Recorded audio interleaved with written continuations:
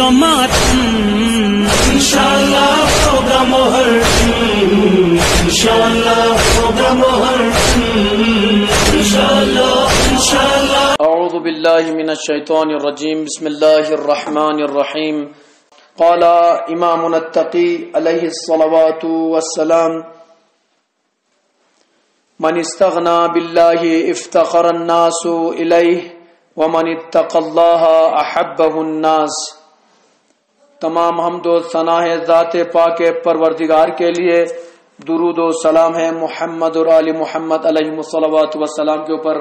قابل تعریف لائق تحسین ہے آپ تمامی بزرگان، آپ تمامی حضرات کی یقیناً جذبہ عبادت لیے اور جمعے کا جذبہ لیے ہوئے دور و دراز سے اس جمعہ مبارکہ کے لیے تشریف لائے ہیں۔ خداوند عالمین آپ کی توفیقات میں روز بروز اضافہ فرمائے۔ آپ میں سے جو بھی حاجات لے کر آئے، خدا آپ کی بحق محمد و آل محمد آپ کی تمام حاجات کو روا فرمائے۔ آپ میں سے جو مومن مشکلات رکھتے ہیں، خدا آپ کی مشکلات کو رفع دفع فرمائے۔ خداوند عالم بحق چاہدہ معصوم آپ تمام نوجوانوں کو، تمام بزرگان کو صحت و سلامتی کے ساتھ طول عمر عطا فرمائے۔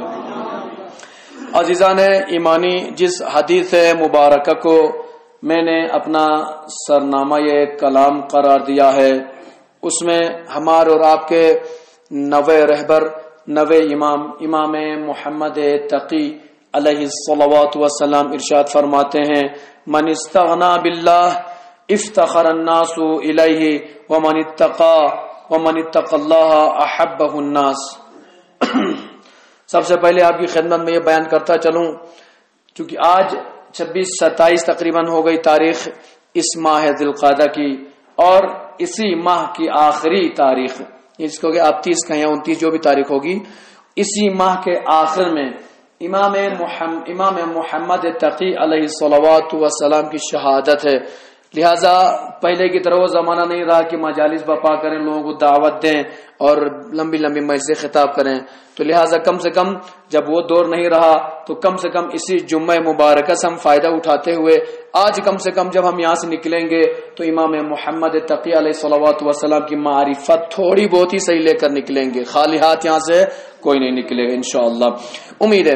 عزیزان ایمانی، اس جمعے کے خطبہ اولا میں اپنے نفس کے ساتھ ساتھ میں تمامی آپ حضرات کو تقوی الہی کی طرف دعوت دیتا ہوں، اس لیے کہ جب تک انسان کے اندر تقوی نہیں ہے اس کے اندر خوف خدا نہیں ہوتا، اور جب اس کے اندر خوف خدا نہیں ہے تو جس کے اندر خوف خدا نہیں ہو وہ گناہوں سے اجتناب نہیں کرتا، جس کے اندر خدا کا خوف نہ ہو، خدا کا ڈر نہ ہو، وہ گناہ کرنے سے بھی نہیں ڈرتا۔ یوں سمجھ لیجئے، جس کے اندر تقوی الہی ہے، خوف خدا ہے، وہ گناہوں سے دور رہتا ہے، گناہوں سے اجتناب کرتا ہے، گناہوں میں مبتلا نہیں ہوتا ہے، اپنے آپ کو ہمیشہ گناہوں کی روح سے جب آپ دیکھیں گے تو اپنا کو بہت دور رکھتا ہے، اس کی وجہ یہ کہ وہ خدا سے ڈرتا ہے۔ عزیزان ایمانی، امام محمد تقی علیہ الصلوات والسلام بھی اس حدیث مبارکہ میں ارشاد فرما رہے ہیں من استغنا باللہ افتخر الناس الیہ، جو شخص خدا پر بھروسہ کرتا ہے، جو شخص خداوند عالمین پر بھروسہ کرتا ہے، لوگ اس سے اپنی حاجتیں اس سے طلب کرتے ہیں، ومن اتقى اللہ احبہ الناس، اور جو شخص خدا سے تقوی اختیار کرتا ہے، یعنی جو شخص خدا سے ڈرتا ہے، لوگ اس سے محبت کرتے ہیں۔ تو امام تقی علیہ الصلوات والسلام یہاں پر تقوی کی ایک شرط یہ بتاتے ہیں، جو شخص بھی تقوی الہی اختیار کرے، جو شخص بھی خوف خدا رکھے، جو شخص بھی خدا سے ڈرے، لوگ اس سے محبت کرتے ہیں۔ بس یہ بات سمجھ میں آ گئی، اگر ہم چاہتے ہیں اپنے معاشرے میں کہ لوگ ہم سے محبت کریں، لوگوں کے ہم حبیب بن جائے، لوگ ہمارے پاس آئے ہم سے محبت کریں، تو اس کے لیے آپ کو کچھ کرنے کی ضرورت نہیں ہے، صرف یہ کہ آپ تقوی الہی اختیار کیجئے۔ جب آپ تقوی الہی اختیار کریں گے تو خود بخود لوگ عوام الناس آپ سے محبت کرنے لگ جائیں گے۔ تو لہذا ضرورت ہے تقوی، خوف خدا لانے کی ضرورت ہے۔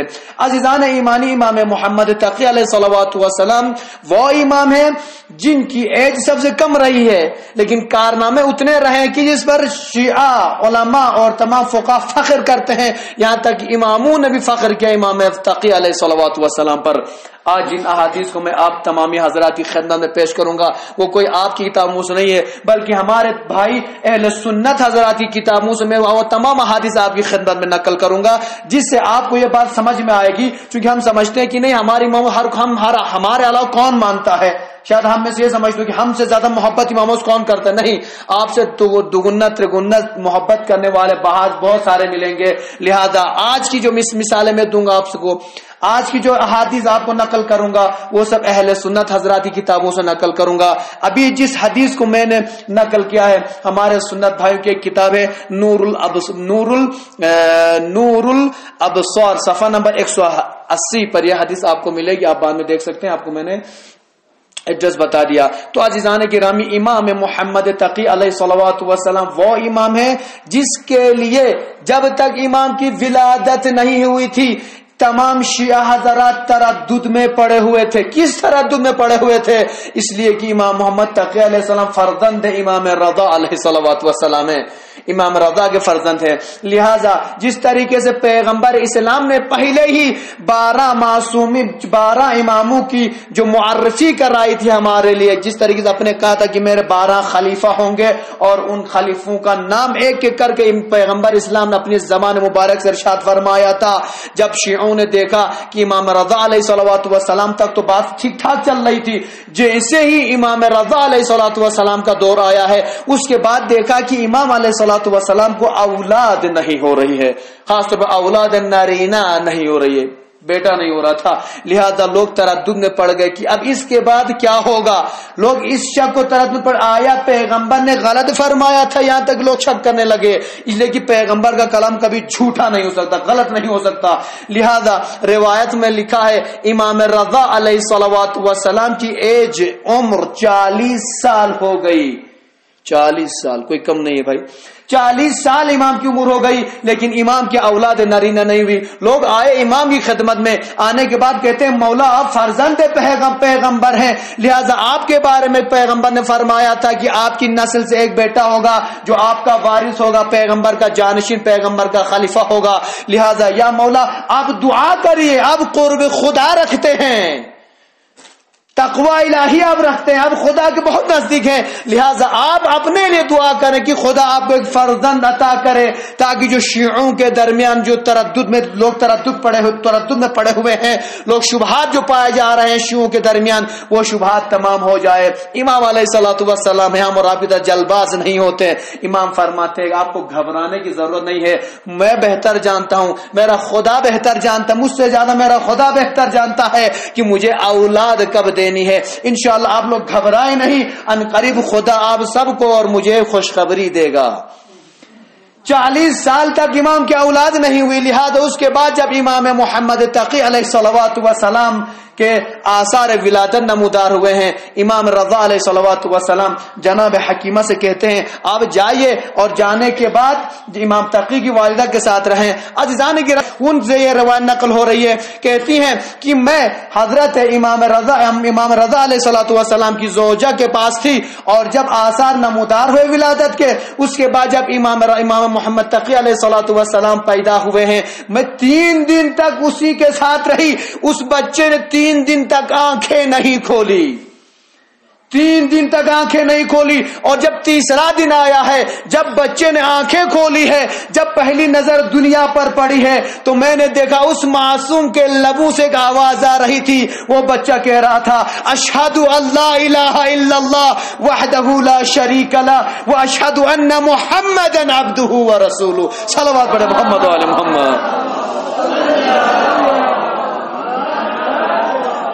تو عزیزان ایمانی یہ ہے امام محمد تقی علیہ الصلوۃ والسلام، جس دن اس دنیا میں آنکھیں کھولی ہے، شہادت خدا سے اپنا تکلم آغاز کیا ہے، باتیں کرنا شروع کیا ہے، اور پیغمبر اسلام کی گواہی دینا شروع کیا ہے۔ آپ یوں سمجھ لیے عزیزان گرامی، لیکن امام رضا علیہ الصلوۃ والسلام کے کارنامے دنیا دیکھ چکی تھی، اس کے بعد سب کو پتا تھا یہ امام رضا کے فرزند ہیں، لہٰذا دنیا دشمن بنتی گئی، آپ کے امام ہمارے امام علیہ السلام صرف کتنے سال زندہ رہے؟ اونلی 25 ایئرس، 25 سال امام علیہ السلام زندہ. آپ سوچ لیجیے ایک جوان ابھی جوانی کے عالم میں امام علیہ السلام کو معتصم نے انہیں زہر دے کر شہید کر دیا.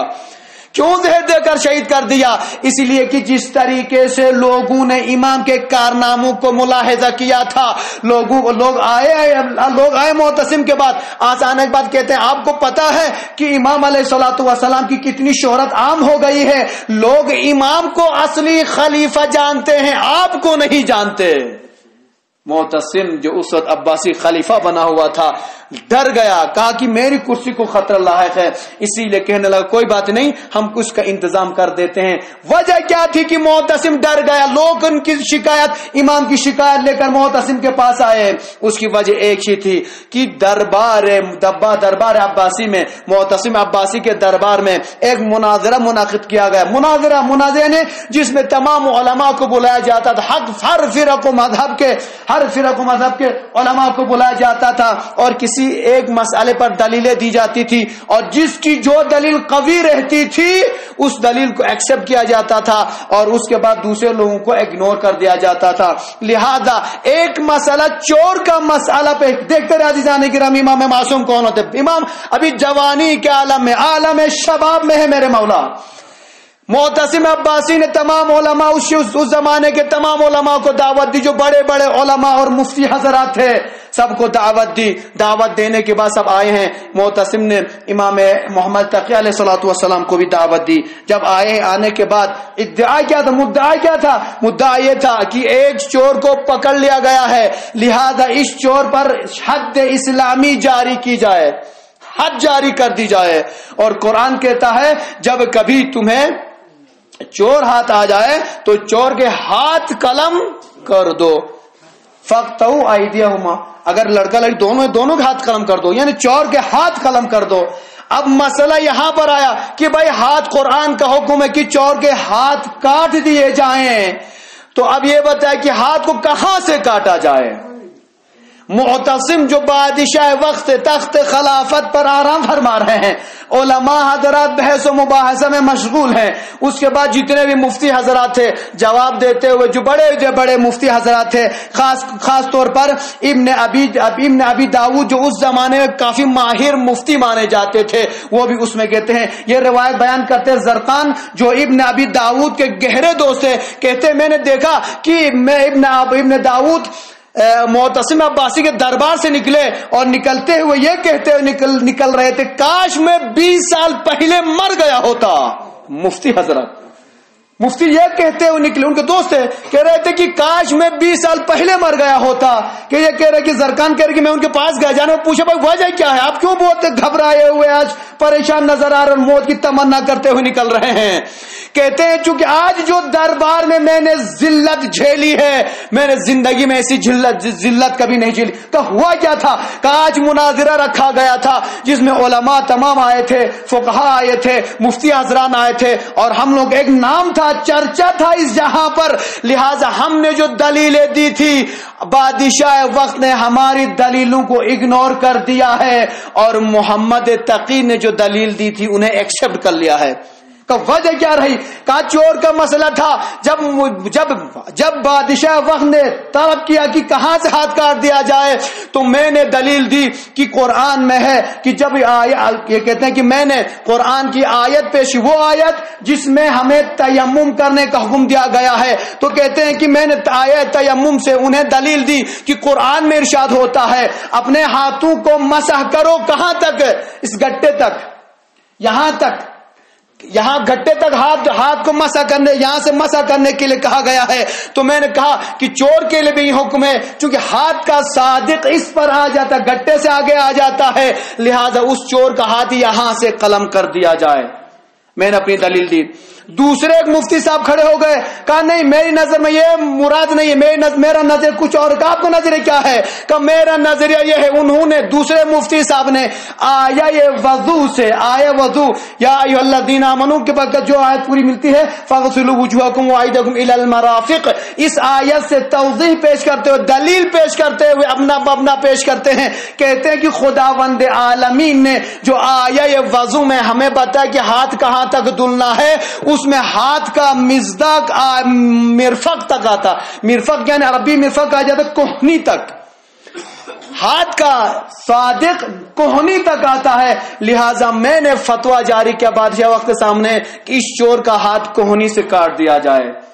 دو دلیلیں ہو گئی. اس کے بعد جتنے چھوٹے مفتی حضرات سب خاموش, جب بڑوں کی بات سے چھوٹے خاموش ہونا پڑتا ہے نا, کہتے رہے.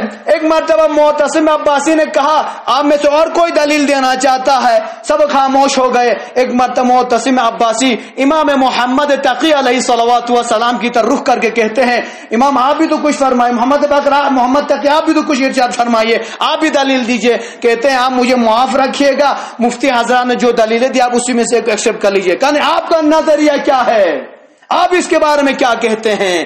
ایک مرتبہ کہتے ہیں, یہ ابن داؤد کہتے ہیں کہ امام محمد تقی علیہ الصلوۃ والسلام نے جب دلیل دینا شروع کیا ہے تو بادشاہ وقت سے پہلے کہا کہ جن مفتی حضرات نے دلیلیں دی تھی, کسی نے آیا یہ مسح سے دلیل دی, کسی نے آیا وضو سے دلیل بنا کر آپ کو دلیل دی ہے, میری نظر میں یہ دونوں دلیلیں اور جتنی بھی دلیلیں دی گئی ہیں سب میری نظر میں باطل, صحیح نہیں ہے, سب صحیح نہیں ہے. کافر کیا ہے آپ کی نظر میں کیا ہے؟ وہ کہتے ہیں میری نظر میں خداوند عالمین ارشاد فرماتا ہے المساجد للہ فلا تدعوا مع اللہ احدا.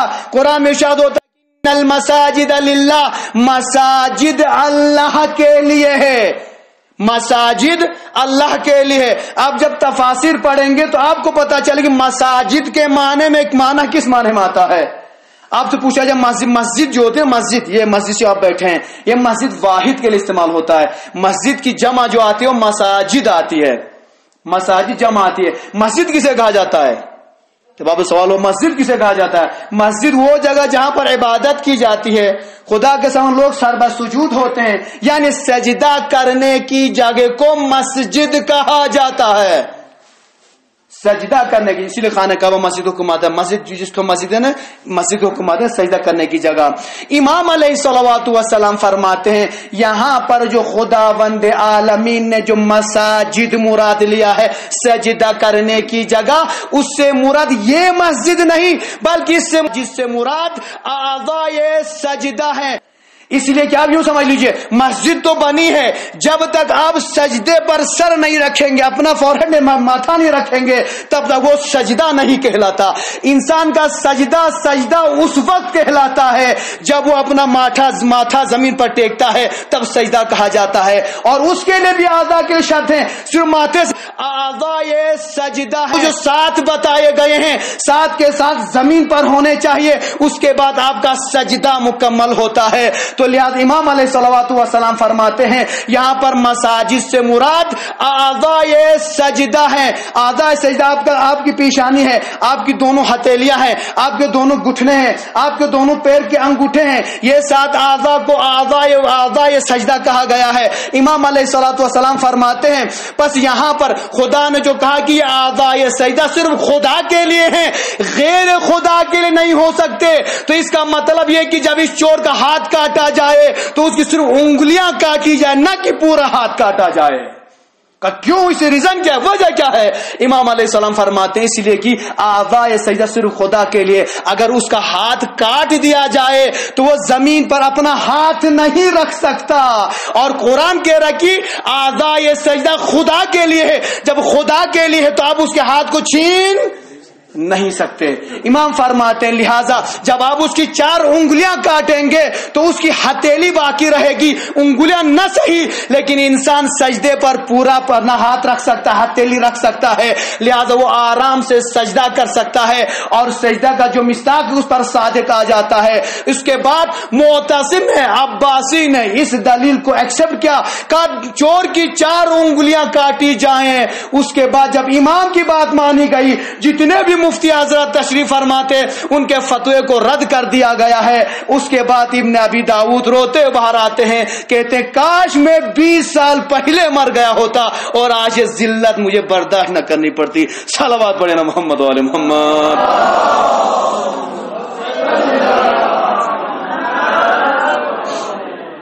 تو بات سمجھ میں آ گیا جانے گرامی، ہم ان اماموں کے ماننے والے ہیں جن کے اس زمانے میں جتنے بھی مفتی تھے اور جتنے بھی بڑے بڑے علماء پائے جاتے تھے، لیکن جب امام کے مقابل میں آتے تھے تو وہاں پر کسی کی دلیل نہیں چلتی تھی۔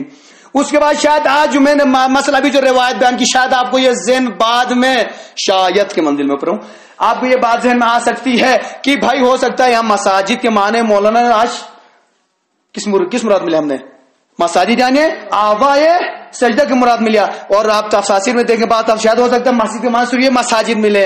تو اس کے بارے میں امام جعفر صادق علیہ الصلوات والسلام کی 2 حدیثیں ملتی ہیں، ایک تفسیر قمی میں، ایک اصول کافی میں، دونوں حدیثیں آپ کو ملیں گی۔